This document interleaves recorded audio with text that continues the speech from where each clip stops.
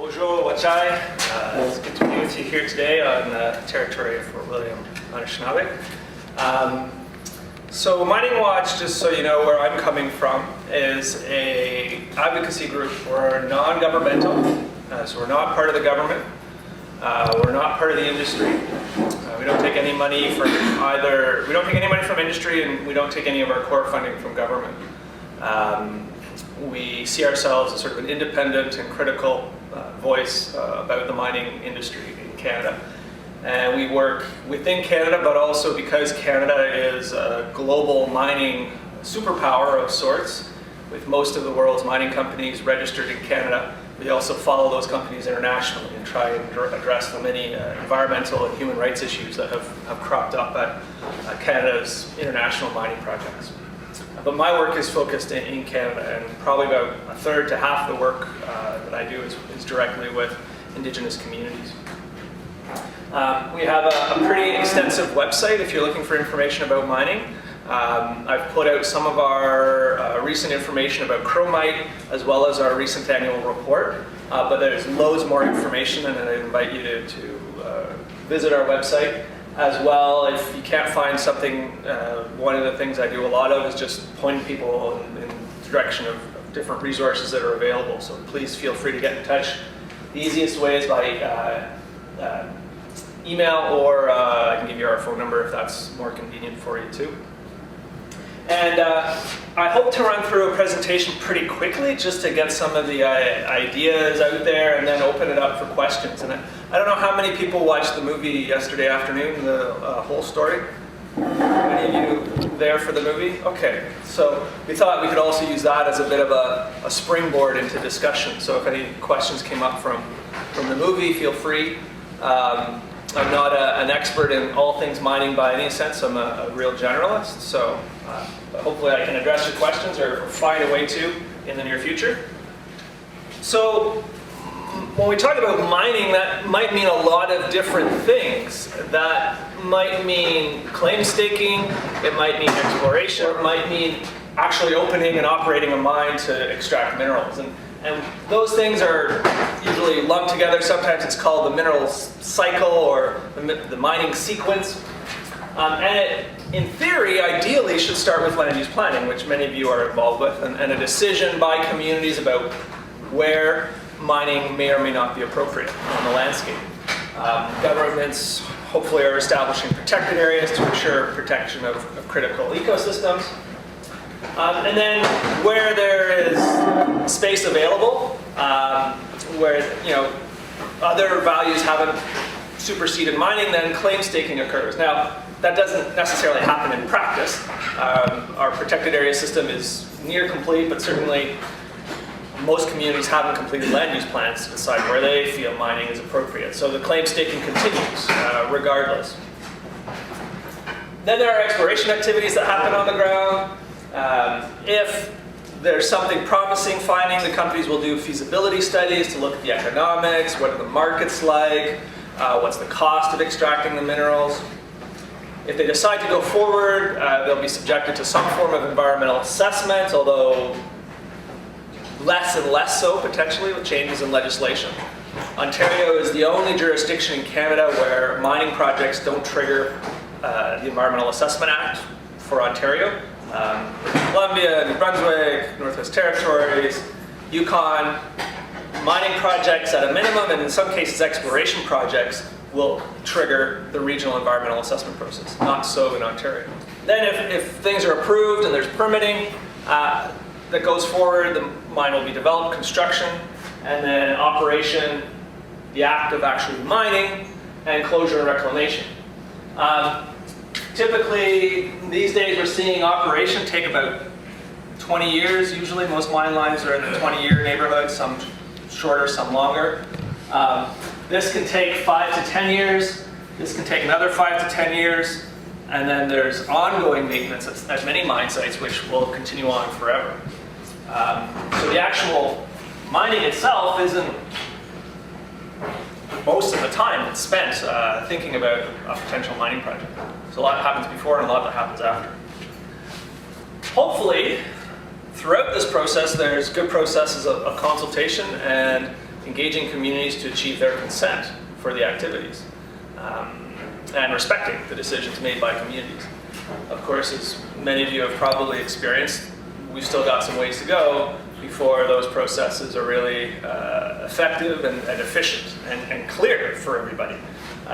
Just yesterday, the Ontario government had a press release saying they've launched new regulations under the Mining Act that they changed, and so I haven't had a chance to look at them yet to see how far they've gone, but they're claiming to have modernized the Mining Act and have really introduced some clarity around this.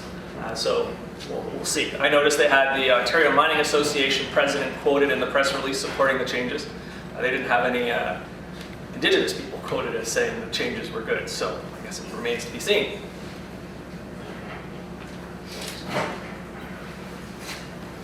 So claim staking happens across Ontario. This is a map that's really easy to find online. It's the Ontario Claims Map, and that shows you where all the claims have been staked in Ontario. If you've never used or seen this before, it's available on the internet, and all you have to do is you can zoom in with the different tools on the left there. You can zoom in to the point where you can see individual claim blocks, so areas of a few hectares that have been claimed by the industry, which gives them the exclusive mineral rights and the exclusive right to explore on a property. And from industry and government perspective, they see this process as being pretty much harmless, of having no real impact on Indigenous peoples. And that can have profound implications for your abilities to continue to use and access your territory, potential land claim settlements, potential future uses of the land for protected areas, or different types of things that don't have anything to do with mining. And so this fact that companies are continuing to do claim staking absent community-based land use plans and absent any consultation is a problem in my perspective. Of course, then you have exploration activities that occur after the claims are staken, and exploration activities have brought in we've had some more regulations brought in with the new Mining Act. Previously, there was basically no tracking, no monitoring whatsoever of exploration activities. So once a company staked a claim, they didn't have to ask for a permit. They didn't have to get anybody's permission, including First Nations, and they would just get out on the land and start clearing the rocks to have a better look at them, start drilling. If they were going to set up a camp, they would require permits. If they were going to cut trees, they would need permits. But we've also found that many of the permits they should have gotten when they're out on the land, they never bothered to. And there's nobody really checking up on them to make sure that they have all the permits required. A couple of particular kinds of impacts that you can see. I've certainly been talking to folks that have seen barrels and things like that left behind once they pack up and leave. That's a concern. Very small amount of fuel can contaminate a lot of water. This is a site in Northern Ontario where all this brown area is where the rock was washed clean in order to expose it to look so the geologists could have a better look at it. Well, all the soil and the earth that was washed away eventually found its way down into the lake and created a plume of dirt or sediment is what we call it, that got into the water, and a guide, a float plane pilot and guide was really concerned about this because just down here he knew there was a lake trout spawning shoal. And so if this dirt then went and deposited on the lake trout shoal, it could wipe out a whole season's worth of lake trout reproduction. He tried to get the ministry and DFO to address this, but it was a really remote site, and he never did get anybody to go out there and really address it. They sent some letters to the company, and that was about where it ended. If, and it's a big if, the vast majority of exploration projects never make it to be a mine, but every once in a while a project shows that there is enough minerals, that the economics are there, that a company will be able to make a profit at mining. And that's really the big determining factor in whether or not a mine goes ahead. is whether or not a company can make a profit in doing it. After that, they'll start asking questions about environmental protection, questions about community consultation and consent. But the company's first and foremost priority is whether or not profit can be made in a timely way by operating a mine. Building a mine costs, depending, in the $200 million at the low end up to $1 billion. We're seeing mine projects being talked about. So, numbers that are way off of my ability to really comprehend.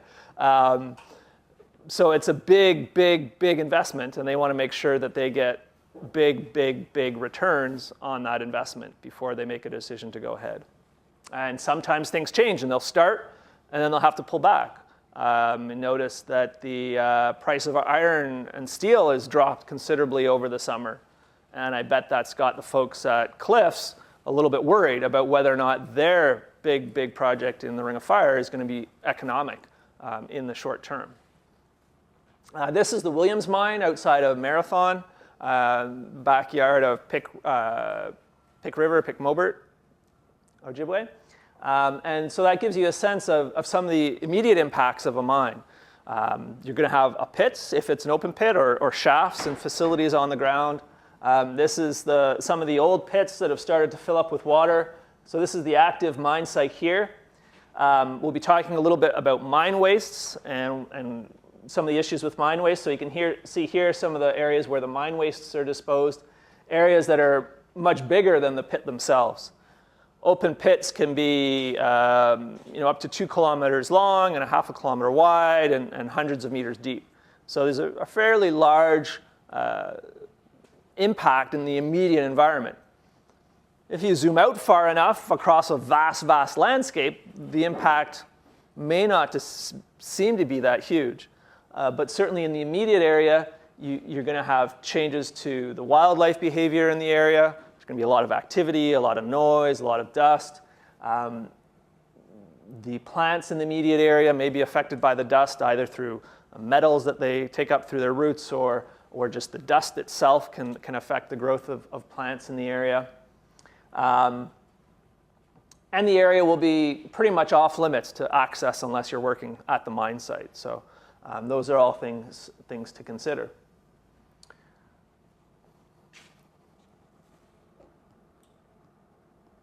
The impacts of mining go far beyond just the immediate mine site themselves. And this is something we kind of refer to as the mine's shadow.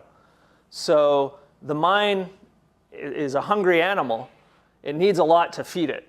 And one of the things it needs a lot of is energy, electricity. And so sometimes that's generated by diesel. So the Victor mine in Attawapiskat is run off of diesel generators. Other places may have a hydro grid to it. That's a big debate in the Ring of Fire right now. Will it be run off of diesel, or will communities be given a chance to develop some of their run-of-the-river hydro projects and have the mine purchase electricity from them if the mine goes ahead? So there's the corridor to get the electricity to them. There's also the generation of that electricity that has impacts. Of course, you can't have a mine in the middle of nowhere and not have a way to get to it. Gold mines and diamond mines, you may be able to fly out the end product, and so they can use winter roads. So again, De Beers has the diamonds can be flown out, and some of the remote gold mines, the gold bars can be flown out. But when you're talking about thousands of tons of chromite or nickel or copper, then that has to be trucked or trained. And so you have to have an access route to get to and from the mine. And that may be using existing roads or maybe constructing new roads, and those will have impacts. And there's the mine footprint itself.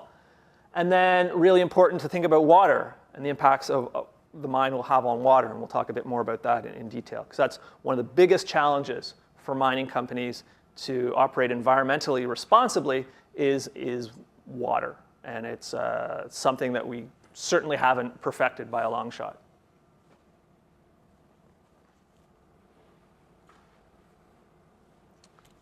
Just some pictures to think about the kinds of impacts from that mine shadow. So the power lines, the trucking traffic, This is a biomass plant, so a mine project I was looking at in Maine, actually, was proposing to construct a biomass plant to run the mine. So that would mean large areas of forest were going to be cut and chipped and turned into fuel to run the mine. So that has its own impacts associated with it.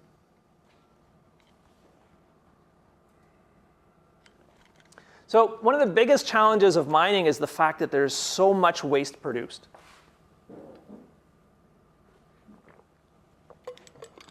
We're at the point now where we're mining mineral deposits where the concentration of the mineral that we're after, whether it be nickel or copper or zinc, the exception, Cliffs chromite deposit is a bit of an exception because it's really high grade.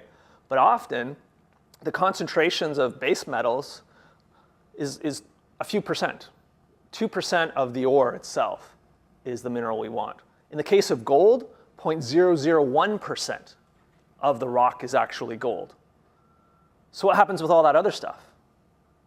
It becomes a waste product. And this picture is I'm trying to show you what that means. And also to get at the mineral deposit, you may have to move out of the way a whole bunch of other rock. And that's what we call the waste rock.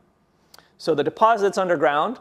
It's often covered in large part by another layer of rock that doesn't have the valuable concentrations of minerals in it. So that has to be moved to one side. So that's the waste rock. It's blasted into sort of cobbles and small rocks and this big and smaller. And then you get down to the mineral deposit, what we call the ore, and it's only got 0.001 if it's gold, or 2% if it's copper. And so you've got that other 98% to deal with. And that becomes the tailings.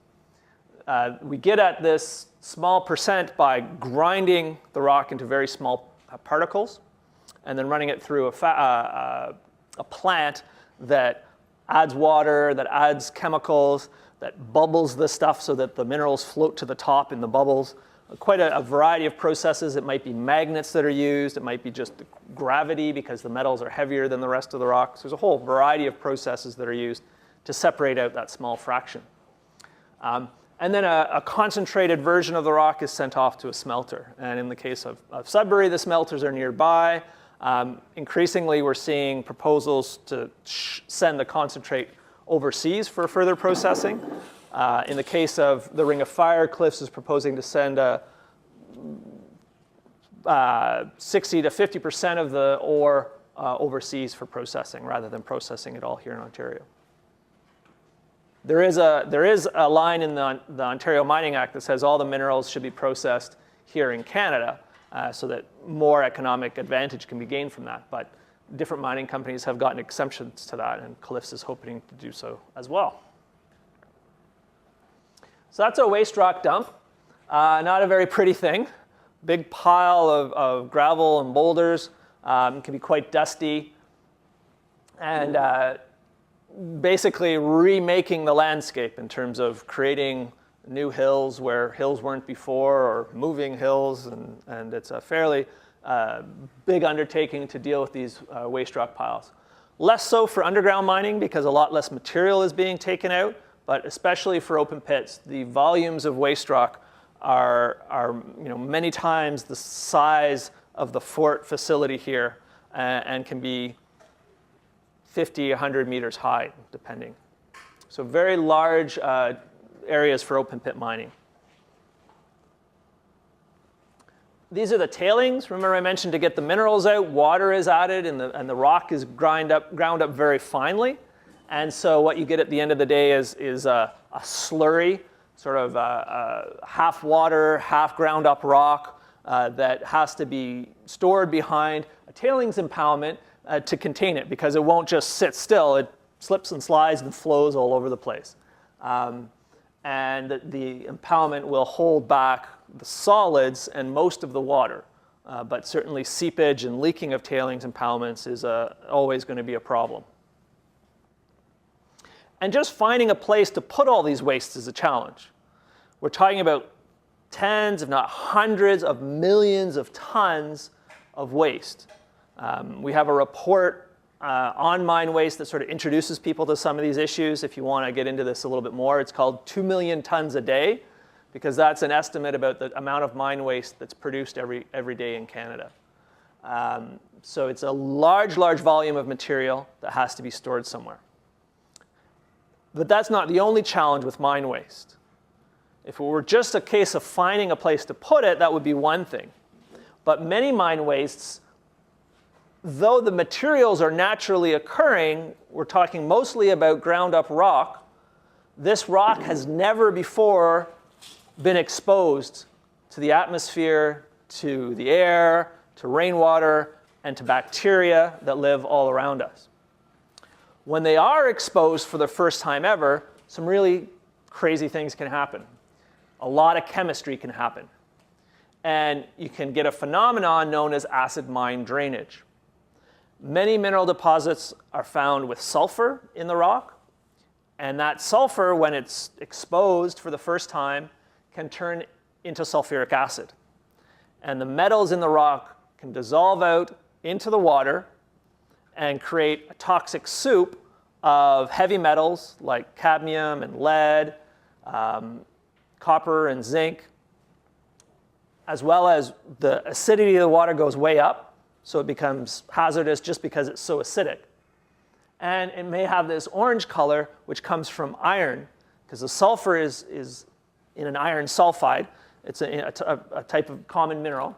And the iron gets broken off of the sulfur and gets dropped down and basically rusts on the bottom of the water. This is the tailings impoundment from Kamkosha mine outside of Timmins. And you can see the stain of the iron all along the edge of the tailings impoundment. And you can see the effect on the vegetation. This is a stream from a coal mine in the United States. I don't want to be alarmist. We shouldn't see this happening at mine sites today. This should not happen. I haven't seen this at an active mine site today, but it points you to the risks associated with these materials, that these materials have the potential to be highly toxic, to highly dangerous to the environment. Another example of their danger, in British Columbia, there's a river on Vancouver Island called the Solom River. There was a mine called the Mount Washington mine that operated for a few years. It only excavated a few thousand tons of rock. But the waste rock generated enough acid mine drainage and enough copper that went into the streams that it completely wiped out all of the salmon runs of the river. Of course, salmon to BC is huge. There's no more important natural fish and species or resource in BC than salmon. And a few years of mining wiped out an entire watershed's salmon populations. When was the mine? It was in the 60s. So it wasn't operating to today's standards. It's an important point to remember. The waste rock was just left. It wasn't managed properly. Okay. And what's happened since then is the communities have gotten together and they've tried to clean up the site. They've covered the waste rock in a synthetic membrane that you see here. And the fish are starting to come back. They haven't come back to the degree they were beforehand. But it's just a few thousand tons of waste rock, poorly managed, can result in these kinds of impacts. We would certainly hope to avoid those kinds of impacts in modern mines that are operating up to today's standards.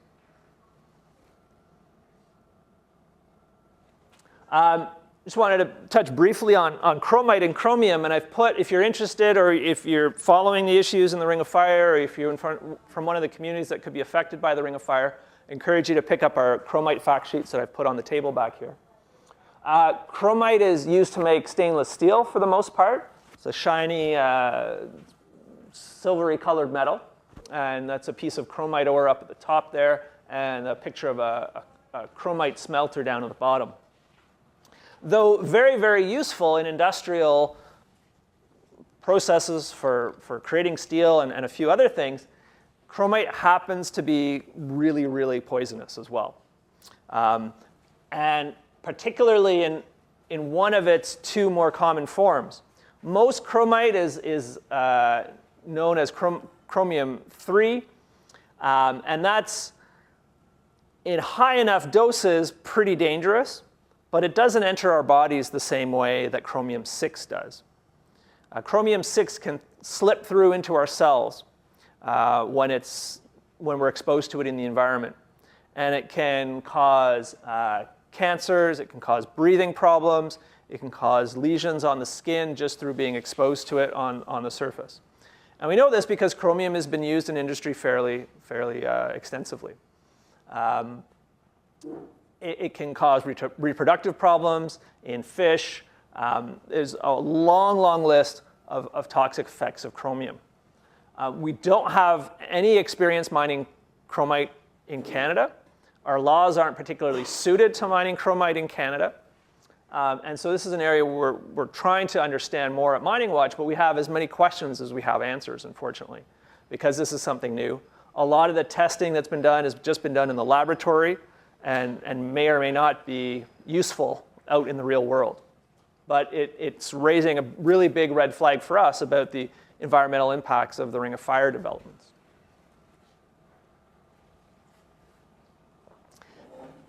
So chromium and other metals, especially when it comes to fish, can be very dangerous for them. Because the metals are in the water, fish are actually more sensitive than humans to the metals. So in terms of copper, for example, the metal that wiped out those salmon in the Solom River, copper can be poisonous to fish at levels that would be safe for humans to drink. So even if we treat the water to drinking water standards, so it would be okay for us to have a sip of, if fish are living in that water their entire lives, it can have effects on their behavior and on their ability to reproduce. And the metals can be toxic at a microgram per liter of water. So those jugs over there probably have about 2 liters of water in them, maybe 1.5 liters in here. So what the heck is a microgram? So that's probably 1 liter of water right there.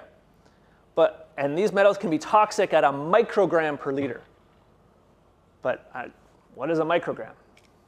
We don't see them very much anymore, but usually have sugar packets. But you remember those little sugar cubes? Just come in a little box. Well, if you take a sugar cube and you divide it in 4, you take one of those quarters aside, that's about 1 gram. So to get a microgram, you have to take that quarter of a sugar cube, divide it into 1,000. I don't know how you're going to do that, but that's what we would have to do. And then you have to take one of those thousandths of a quarter and divide it into 1,000 again. And that's a microgram. So that's how, and chromium and copper can be dangerous to fish in the micrograms per liter concentrations.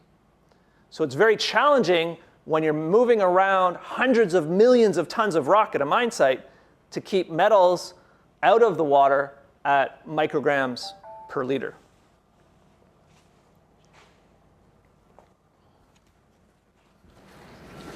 Is this, you mean just for that chromium, the toxic chemicals from the chromium mine? Chromium is toxic at that level, but also cadmium. There's lots of other metals that are toxic at that level as well. So what do we do with all this waste that can leach out acids and it can leach out metals into the environment? How do we try and protect the environment if there's going to be a mine operating? In the case of the waste rock, if the waste rock isn't too hazardous, or we don't think it's going to be too hazardous, it can be stacked on the land and then covered over with soil and then grassed over. So this is actually an old waste rock pile. Doesn't look like a particularly thriving ecosystem. It's only recently been reforested or revegetated.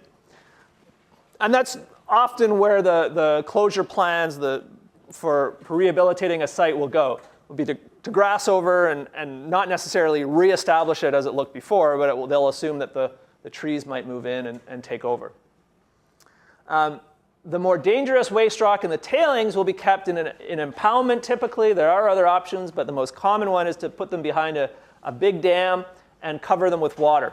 And the water keeps the air from getting at the mine wastes and generating that acid mine drainage. There can still be problems with the water that leaks out from the bottom of the dam, the water coming off the top of the dam. The quality is really variable from one mine to the next. One mine, the water coming off here might be relatively good quality. Another mine, it might be very poor. If it's very poor, the water will have to be treated in a treatment facility. This is a fairly typical treatment plant for a large mine. What they do is they add lime to the water, and that lime raises the pH and sort of reverses the process of the acid mine drainage, and the metals will come out of the water into a solid, and that solid can be disposed of, and then the water is released. Increasingly in Canada, we're seeing proposals to store the tailings in lakes and natural lake systems. It saves the companies a lot of money because they don't have to build these big impoundments. And they argue that it's more environmentally secure because the lake basin is naturally formed and more geologically stable than an impoundment. But the impacts on the lake are pretty catastrophic. And so this is a lake in Newfoundland that is being used for tailings disposal.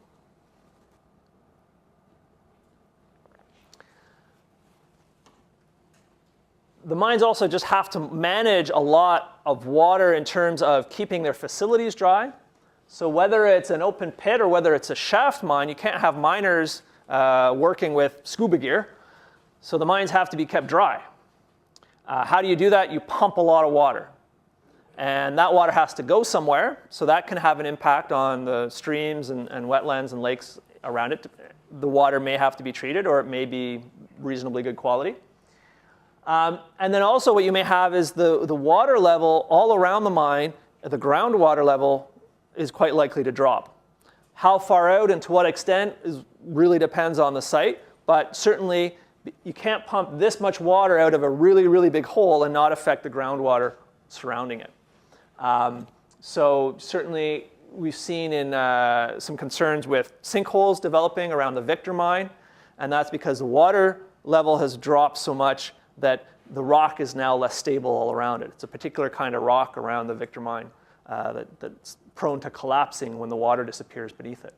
Other impacts from that dropping of the water level may be springs and things that feed streams, or wetlands may dry up in the area around the mine.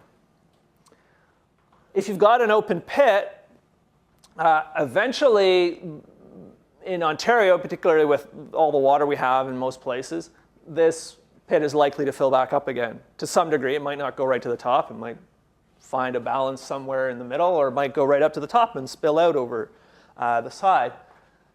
The quality of the water and what that water is good for is really difficult to know.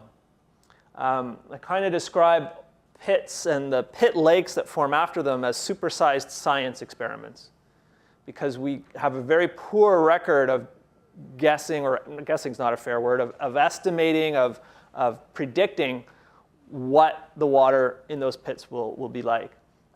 You can have the same acid mine drainage happening all along the walls, depending on how fast the lake fills up, depending on what the water quality is like coming in. There's a whole bunch of different things that go into determining that water quality at the end of the day.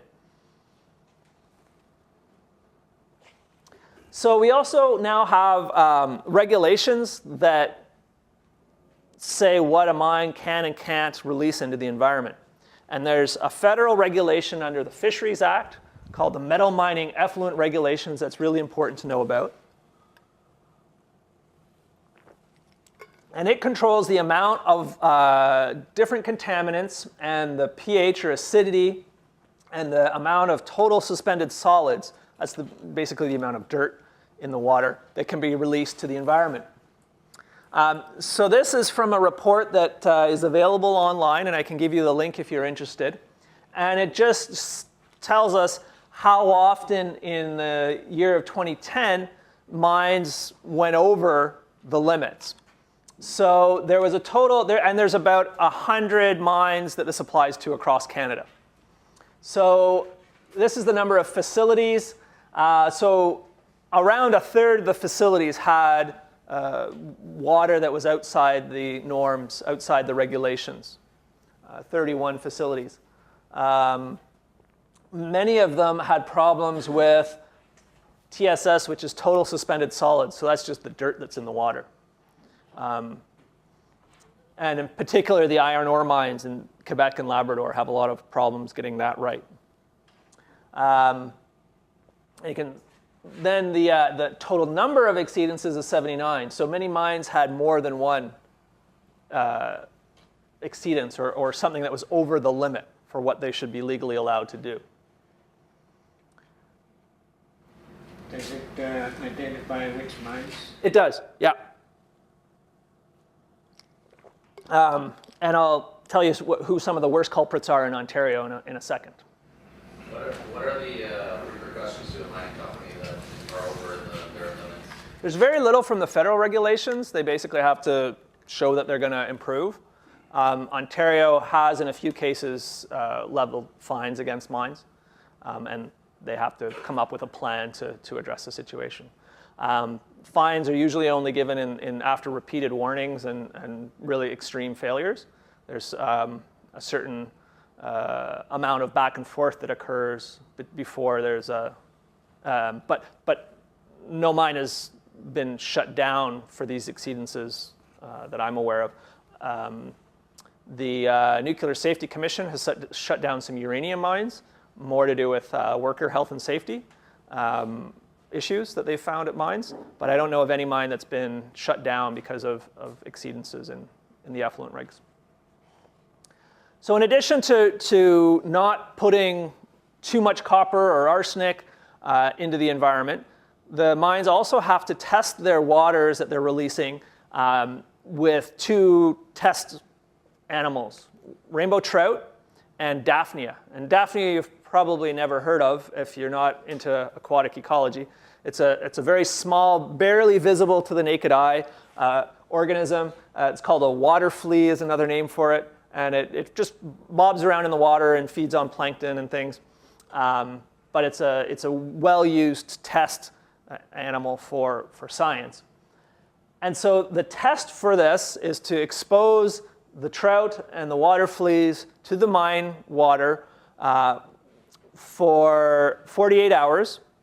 And if half of them survive, the test passes. If more than half of them die, it fails. So it's a pretty crude measure of the safety and the toxicity, the poisonousness of the water if half of the animals exposed to it die within 2 days. Right? This isn't really protective of the environment. And again, we see the number of tests that failed. So this is more than 50% of the animals in the test died. And we can see British Columbia had 2 tests. Ontario had 13 tests out of 200 or so that failed. Most of those were from one mine site. So overall, the performance isn't too bad, but certainly it's clear that there are some issues. And a few mines and a few types of mining in particular have issues. Now, that's just what the regulations and the compliance with the regulations say. Another thing the mines are required to do is actually monitor the fish and the things the fish eat, or the benthic invertebrates. If you go to the water bug workshop later on today, you'll probably learn all about these little critters if you haven't worked on them already. So they're small insects that live in the water and little critters that live in the water. And the mines have to study both the fish and these guys to figure out if they're having an effect. So even though most mines comply with the regulations most of the time, most mines are still having an effect on fish and these invertebrates. Okay. So the studies that Environment Canada has done show that on average, fish downstream of mines have less weight. They're thinner and skinnier than fish elsewhere. They may have decreased liver size, which is a sign of the toxic effect of metals. And the invertebrates are less dense and less diverse downstream of the mines. So to me, that says that our regulations aren't good enough, that our regulations don't really, truly protect the environment. And we can get into why that is if you like.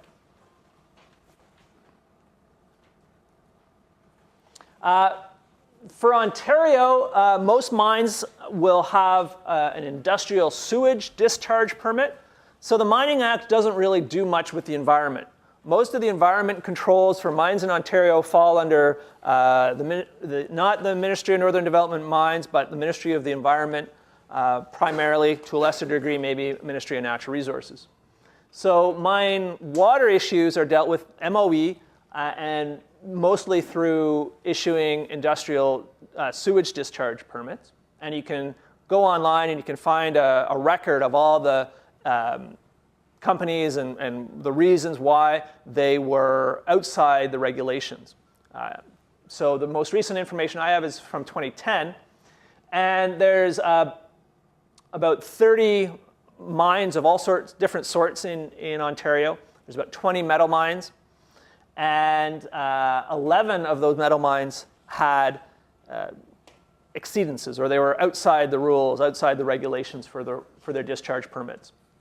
The McWaters mine, which is run by Liberty, which is just south of Timmins, had 22 failed effluent tests.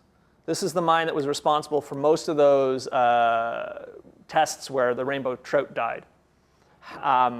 They had 12 tests over 1 year where over half the trout died in their tests. Another culprit is the Timmins mine, Lakeshore Gold, which failed 20 of their effluent tests. Is there a common parameter in the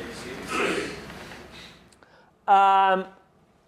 So that what the reporting tells us is what part of their permit they broke. So we know in McWaters mine, most of those was from acute lethality to trout.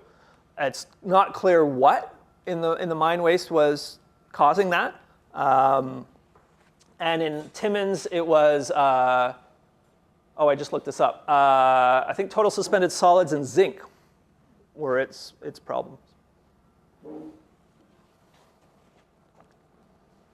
How about Cliffs, the main proponent behind the Ring of Fire? I was really disappointed and shocked to see an article in a Montreal newspaper called La Presse. Cliffs, a few years ago, bought up a iron ore company operating between Quebec and Labrador. And there was an article in La Presse that said that Cliffs has had 5 spills at their Lac Bloom mine in the last year and a half. And this is a picture of one of those spills. You see the dirty water that's spilling out into the lakes.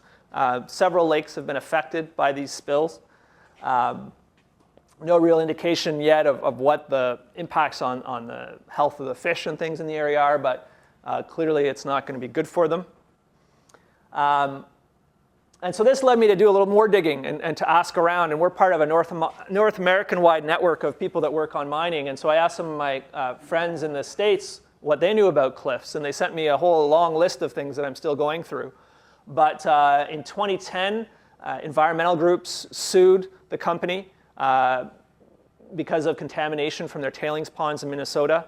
Eventually, the suit was settled for $58,000. And a promise to clean up their act. They've also had problems and been taken to task for illegal tailings dumping and problems with selenium contamination at their mines in Michigan. If you go on the Cliffs website, you would think they were a model citizen, that they were, super careful, that they were super green and super environmentally friendly. And it's really important that we learn to see through these claims that industry will make, because it's now very common. Every company talks about sustainability. Every company talks about environmental protection. Every company is a good corporate citizen according to their own promotional materials. Some companies take it to heart. But for me, what's much more important than the words is what happens on the ground. And so far, the evidence I have with Cliffs does not instill me with much confidence. And reading this stuff about cliffs made me think about a book I was reading a while ago, which went way back to the early 1900s and looked at how industry responded to concerns about environment. And one of the things we hear sometimes from people in industry is that, well, you know, back then nobody cared. You know, nobody was worried about the environment. We were just the same as everybody else out there. But that's really not true. You know, whenever communities have been contaminated by mines, there have been people that have spoken up. There have been people that have been concerned. There have been people that have been directly affected. They've, you know, felt it in their lungs or seen the water polluted, and people have spoken up. And the response from industry in this book really documented case after case after case of industry's response being to first deny the problem existed or deny their responsibility for the problem. The second, after they could no longer deny that they were part of the problem or were the problem, they would try and delay things. So, well, we're going to have to study that. We're going to have to investigate that. We're going to launch a research program and we'll figure out what's going on. And then eventually, they'll come up with some sort of a solution where they seem to be the hero of the day, but also usually where they can control the solution. So some sort of voluntary agreement or some sort of thing that's outside a really strict binding regulation. And this same strategy is used today in a variety of situations. And so I think it's really important for us to be aware of these kinds of responses that industry can have and be able to call them out on it and to not be sucked into these traps. Of course, eventually a mine will close. As I mentioned earlier, most mines today are talking about operating for 20 years or so. Of course, a mine may only operate for a year or two before it closes if conditions change and the price of the metals they're selling drops. Fortunately, now things have improved considerably, so we've got mines all have to submit a closure plan before they start operating, so they have to have an idea of what they're going to do at the end. They have to post a financial security, so they have to have something from a bank or cash in hand or something that says that the government can step in and take that money and do the work afterwards if the company walks.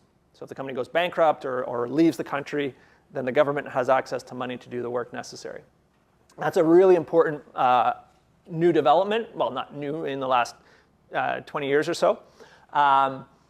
Really, really important improvement that we've seen. We still have some concerns about the adequacy of those financial securities. They're not always publicly available, and so there's not a lot of transparency around them. But that is a big improvement. Where is the money held? It's often a letter of credit for a bank, so there is no actual hard cash. It's just a financial institution has guaranteed that they're good for the money. So as long as that financial institution doesn't go bankrupt, you're good. In some cases, it's put into a trust fund, but that means the company putting the money out up front, and that's not something that I like to do. There's a variety of mechanisms that can be used. In Ontario, some of the big companies don't actually have any financial security because the assumption was they were too big to fail. Those companies have now been bought out by international mining companies, which have much less sort of attachment to Canada. And so a big concern we have is that if those companies take off from Canada and just decide to leave behind their Canadian operations, there's little we would be able to do to ensure that they clean up the messes. So how is the land restored then, and do the taxpayers have to pay for it? Well, the financial security in theory is supposed to prevent that. But in the case where companies haven't posted security and they're allowed to self-assure, if they walked, then yeah. So I guess I'm just picking up what you said, if it's a large mining conglomerate, overseas or somewhere else, and they don't have any attachment to Canada, and they walk away, and the land is, literally destroyed, and who fixes it and who would pay for it? Yeah, so it would be the Ontario government that walks in, and that's what we're supposed to have solved. And in many cases, the financial securities are there, but there are a few cases where they're not, and it's a real concern for us. So what do we mean by mine closure? Will the mine site look like it did before? Certainly not. Will it be a huge scar on the landscape? Hopefully not. Open pits will remain pits. They may fill up to various degrees with water and create a lake. The quality of that water and the usefulness of that lake to people or to animals and wildlife depends. We don't really, it's hard to know. The tailings impoundments will have to remain. Somebody will have to continue to watch those and monitor them. Watch for seepage, watch for the security of the dam. Something as simple as a beaver can really mess things up. And this is a closed out mine site, the Whistle Mine, which is in Wanapitei First Nations territory, I believe. And this was a relatively small site with no tailings impoundment because the tailings were sent into the ore was sent into Sudbury for processing. And this is an award-winning restoration project. So, this is sort of state of the art. So what's happened is they've underneath this grass is the waste rock. It's been put over there. A clay cover has been put over top of it, and they've tried to landscape it with some of these cobbles to make sure the water doesn't go down into the mine waste. They want the water to run right off the slope and away and into the creek down below here, so that the water doesn't interact with the waste rock. That's somewhat effective, but not entirely effective, and the water that does get down in through the waste rock, or the groundwater that comes through the waste rock, comes out looking like this. Not terribly nice. But this is contained in a pond, and then it has to be treated. Over here, there's a small treatment facility, much smaller than the one we saw earlier because it's a much smaller site, and then it is discharged. So it's important when the industry is talking about rehabilitation and restoration, they love to show these hills of green grass growing and maybe some wildlife scampering across. Well, that's only part of the answer. The bigger questions, what's happening underneath that grass? What's the groundwater doing? Where is it going? What's the quality of it? And what's going to happen to this treatment plant in 100 years? And what's going to happen to the tailings impoundment in 100 years? And those are the kinds of questions that we are kind of still grappling with. So what do? How do you react to proposals for mines in your territory? Options range. You could try and at least keep mining restricted from the most sensitive areas. You can establish no-go zones. KI has been successful in doing this through a lot of effort and some major sacrifices from their leadership. They've established their authority over their land, and they've had the Ontario government withdraw a significant part of their territory from claim staking. A fairly major victory. Wasn't done in a very good way. Doesn't seem the Ontario government's quite gotten the relationship thing yet, from what I understand. And we've got some folks from KI here that could speak more to this than I could. Really important to develop your own capacity to assess these projects, to understand them, and to evaluate them based on your values and your knowledge. And I found Henry Licker's talk really inspiring for that. Of course, Akwesasne also had to exert their authority in order for their process to be respected. And then if a mine project is going to go forward, really, really important to make sure that you've got the resources to monitor, to do independent assessments of the project, and the creation of an organization that has its own money, its own governance, its own authority, to monitor the ongoing operations of the mine is really, really important. And a good example of that is the Ekati Diamond Mine in the Northwest Territories, where they have a whole organization with its own board of directors with money that the company has to give. It doesn't have a choice about how much to dole out, so it can't, oh, you issued a nasty report on us last year, we're going to cut your funding in half. In order to continue operating, it has to give that money to the oversight organization. And they have some really good staff that are able to do some good work. So those are the kinds of things that you can do to help try and grapple with these issues. And that's all I wanted to share with you today. It's a lot of information to put out for you. I apologize for that. It's a big topic. It can be a really complicated topic, but I hope that at least starts some discussion and gets you thinking a little bit about the situation for mining, potential mining activities in your territories. And I'm throw it open to comments or questions. I haven't been watching the time, so I hope we've still got lots of time for that. Yeah. Can you go back to that picture on the tailings pond? I sure can.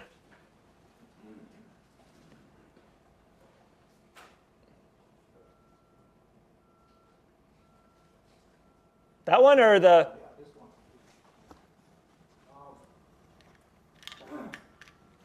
After the mine closes, those tailings, are they harmful for the rest of the forever? Or is there a time limit where they're harmless?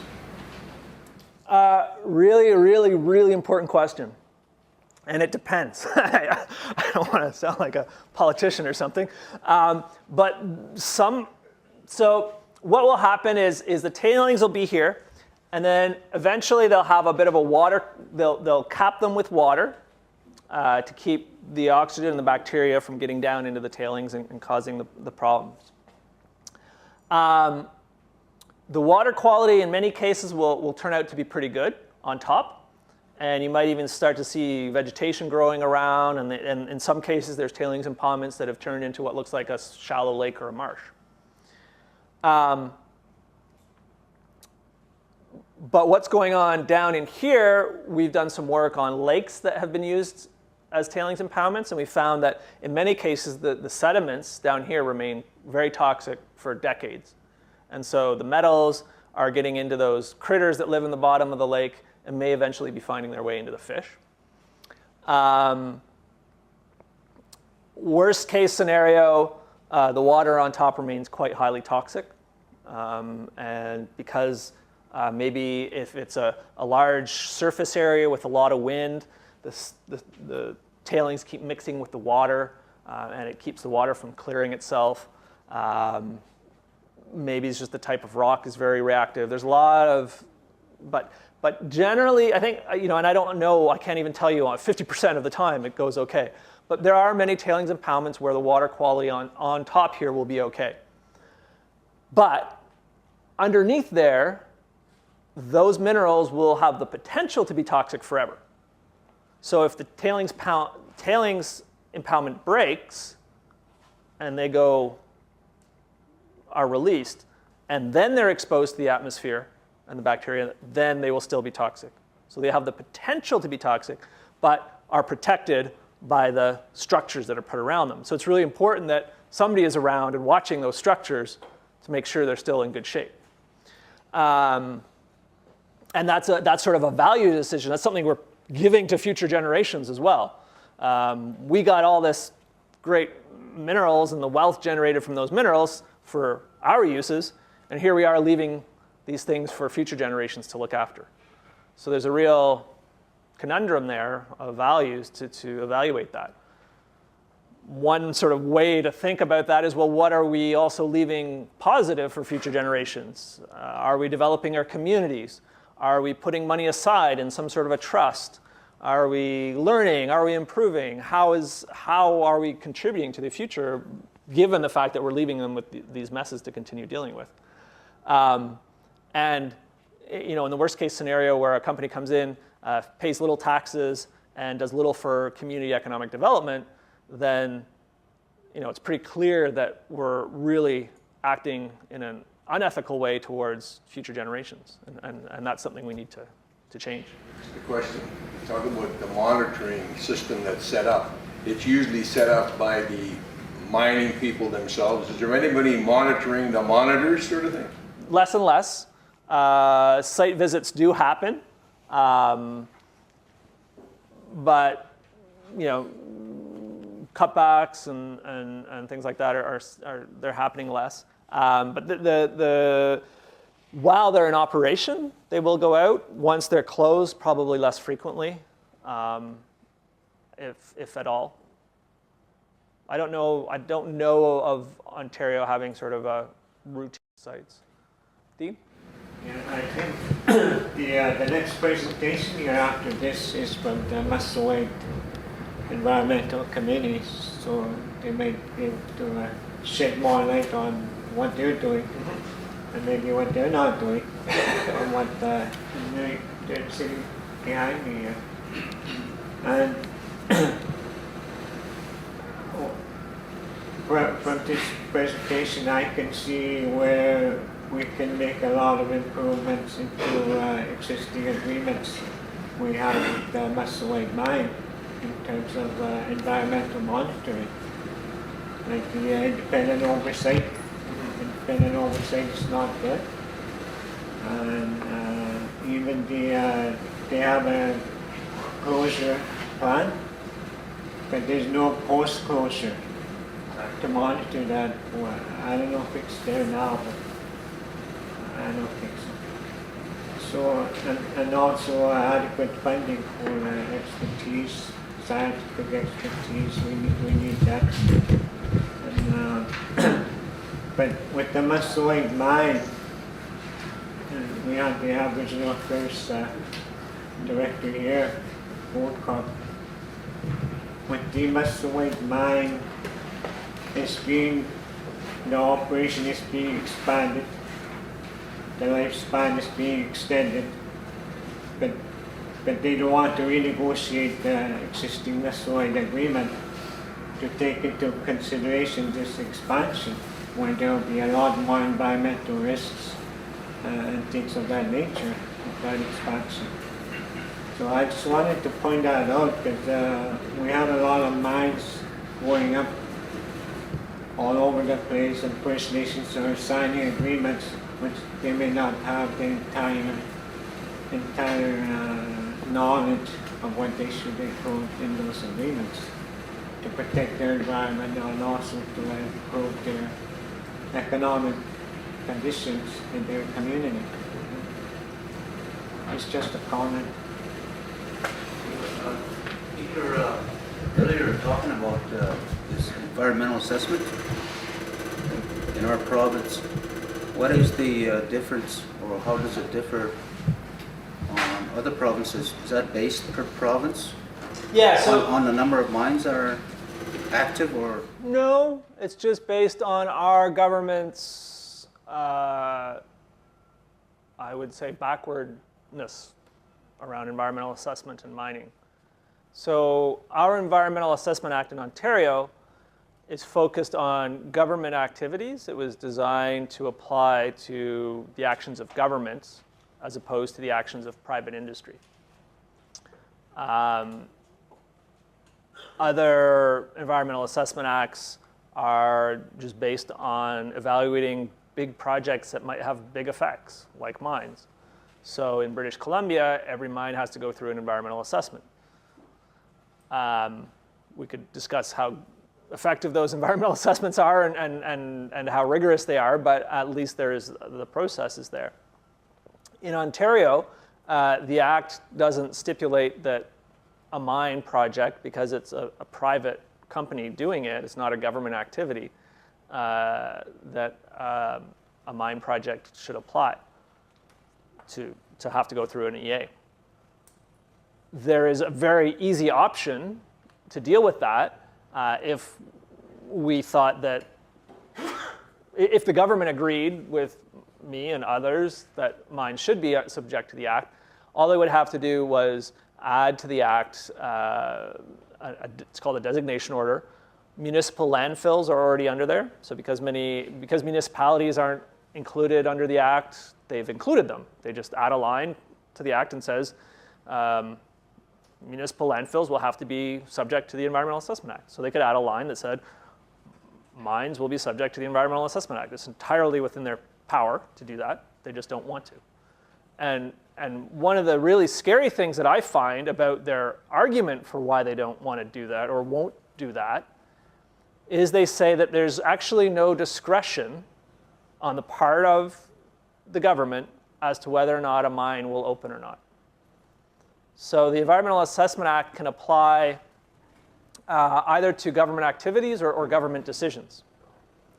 And the people from the ministry have argued back to me, and they say, so long as a mine checks all the boxes and makes all the required submissions for its permits, we have no actual authority to say no to a mine going forward. So there's no discretionary decision made about allowing a mine to be developed once a company stakes a claim. Therefore, we can't enforce the Environmental Assessment Act because we have no discretion. I think that's BS. I think they're hiding behind wording and stuff. They absolutely have the authority to refuse mines if they so chose, but that's their line. It's good to know all these things.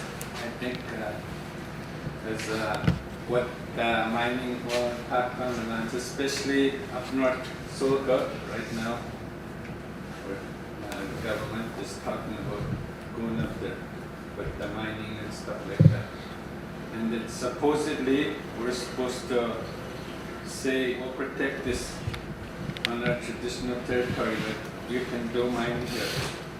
But I read somewhere that they're planning to make about 10 to 15 mines up north over there, which means if you see this picture and see 10 to 15 mines up north, this is what we'll be giving to the future generations. That's what MNR Ontario government is working on right now. And that's not the only thing. Once mining companies move to the First Nations, people, First Nation chief and councils think they'll be the bosses. I don't think so. People are going to move in. They're going to make little towns. And what's going to happen to this community that thinks they're going to make millions when all these people move in to do mining and stuff? They won't be recognized as leaders anymore. All the rules that apply north of Silicon will be moved this way up north. Even hunting and everything. All those laws, rules, everything that govern south of Silicon will be moved up north. And the chiefs and the Indian people are the ones that are pushing for that, for their own demise and destruction. I have a map that I show. I like to show it to environmental activists because it really shocks them of all the agreements. It's something that Natural Resources Canada has put together of all the agreements that have been signed between Indigenous peoples and mining companies, and there's hundreds of them, mostly for exploration. But yeah, there's a lot of interest and enthusiasm in mining because of the potential economic benefits, and that's a whole other presentation we could do in terms of what are the real benefits, and sometimes they're good, sometimes they're non-existent or very few. It depends on the agreements that are signed, and that's a whole other kettle of fish. I did come into an interesting study recently by an American economist that looked at mining towns across the United States, and he found that mining towns generally had slower rates of growth, more unemployment, and more poverty in them than other rural towns, even though miners make really good money.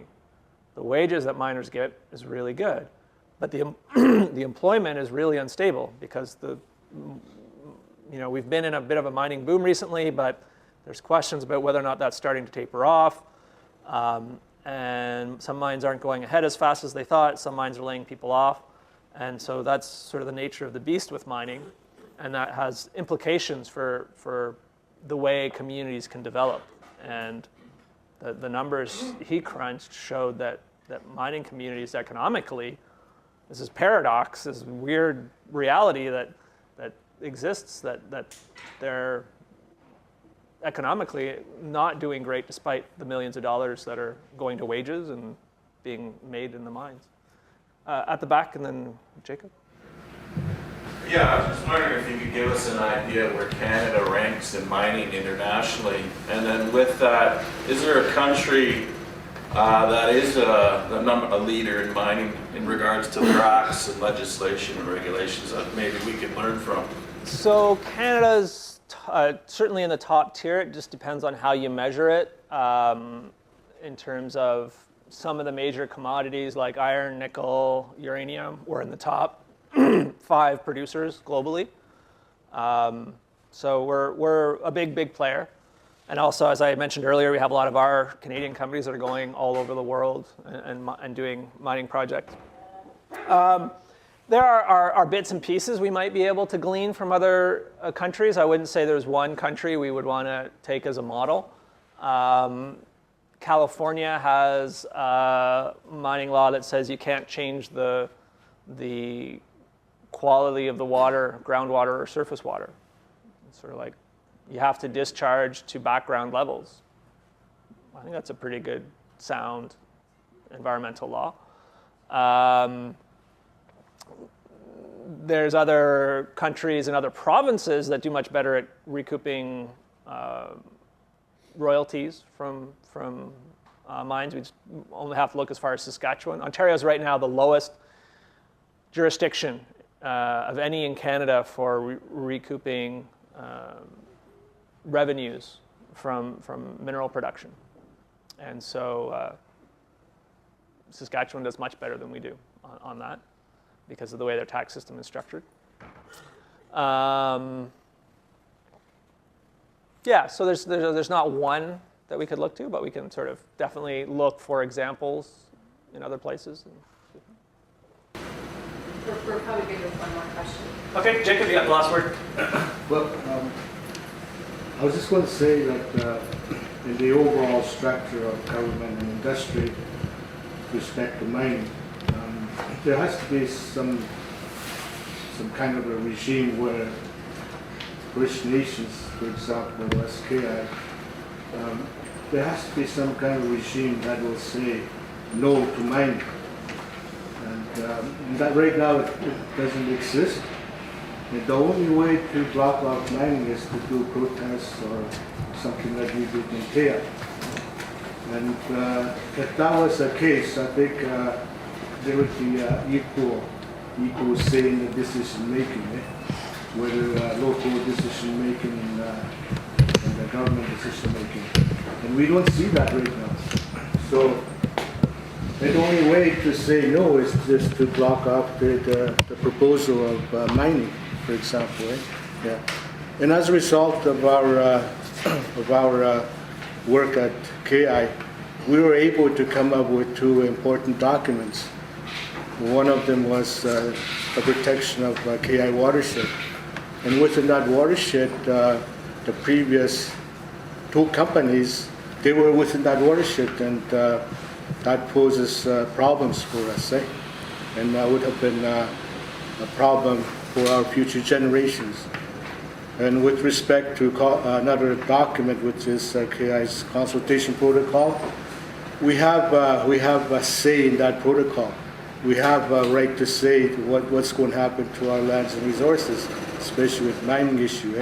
And I think that's very important. We have to make another step at another level to go against mining. Although we're not against mining, we're not against development, but it's a matter of KI getting involved in the decision-making process. I think that's very important.